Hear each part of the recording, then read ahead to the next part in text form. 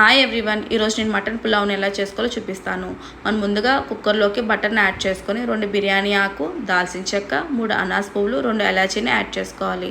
ఇప్పుడు మనం ముందుగా వాష్ చేసి పెట్టుకున్న 1 kg మటన్ని యాడ్ చేసుకొని 1 టేబుల్ స్పూన్ అల్లం వెల్లుల్లి పేస్ట్ అండ్ కొంచెం వాటర్ని యాడ్ చేసుకొని కుక్కర్ మీద మూత పెట్టుకొని 5 విజిల్స్ వచ్చే వరకు కుక్ చేసుకోవాలి.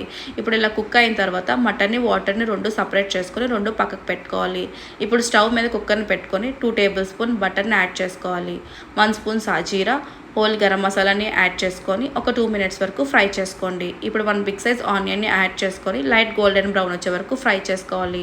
ఇప్పుడు ఒక 6 గ్రీన్ చిల్లీస్ని పేస్ట్ లాగా చేసుకొని యాడ్ చేసుకొని 2 టేబుల్ స్పూన్ అల్లం వెల్లుల్లి పేస్ట్ని కూడా యాడ్ చేసుకొని ఒక 5 మినిట్స్ వరకు ఫ్రై చేసుకోండి. ఇప్పుడు మనం ముందుగా కుక్ చేసి పెట్టుకున్న మటన్ని యాడ్ చేసుకొని పుదీనా, కొత్తిమీర, 1 కప్ పెరుగు, 2 table spoon salt, 1 spoon garam masala, కొంచెం కసూరి మేతిని కూడా యాడ్ చేసుకొని కలుపుకొని లిడ్ పెట్టుకొని ఒక 10 మినిట్స్ వరకు కుక్ చేసుకోవాలి. ఇప్పుడు మనం మటన్ కుక్ చేసుకున్న వాటర్ని 3 గ్లాసెస్ ఆఫ్ వాటర్ని యాడ్ చేసుకుందాం. ఇక్కడ నేను 2 గ్లాసెస్ ఆఫ్ రైస్కి 3 గ్లాసెస్ ఆఫ్ వాటర్ని యాడ్ చేసుకుంటున్నాను. ఇక్కడ 1 అవర్ ముందు సోక్ చేసి పెట్టుకున్న బాస్మతి రైస్ని కూడా యాడ్ చేసుకొని కలుపుకొని కుక్కర్ మీద మూత పెట్టుకొని హై ఫ్లేమ్లో 1 విజిల్ వచ్చే వరకు కుక్ చేసుకోండి. విజిల్ పోయిన తర్వాత కుక్కర్ మీద మూత ఓపెన్ చేసుకోవాలి.